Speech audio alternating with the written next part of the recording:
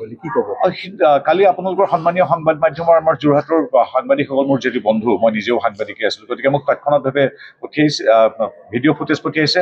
তেওঁলোকে মানুহক দেখুৱাই ৰাইজৰ মতামত লৈছে, ইস্তাহাৰ বা ক'ৰবাত দিম বুলি বা আপোনালোকৰ মনৰ কথা জানিম বুলি। এইবিলাক নাটক তেওঁলোকে আহি বাকচত এইবিলাক ভৰাইছে। খুব শ্ৰদ্ধা কৰে আমাৰ যোৰহাটৰ সংবেদনশীল নাগৰিকসকলে, নিৰপেক্ষ, যি হয়তো কংগ্ৰেছৰ লগতো সম্পৰ্ক নাই, তথাপি ৰাজনৈতিক দলৰ ইচ্ছাৰ প্ৰতি সন্মান জনাই তেওঁলোকে বিভিন্ন মত খুব শ্ৰদ্ধা কৰে সময় দি তাত দিছিল। কিন্তু কংগ্ৰেছৰ মানে গৌৰৱ গগৈৰ আদি কৰি বহু নেতা আছিল বুলি আমাক কোৱা হৈছে, সেইবিলাক তাতে এৰি থৈ প্ৰেছ ক্লাবতে পেলাই থৈ গুচি গ'ল। 9 বজালৈকে সেইবিলাক পেলাই থৈ দিলে আৰু সেইবিলাক এনেই মানুহক দেখুৱাবৰ কাৰণে লৈছিল।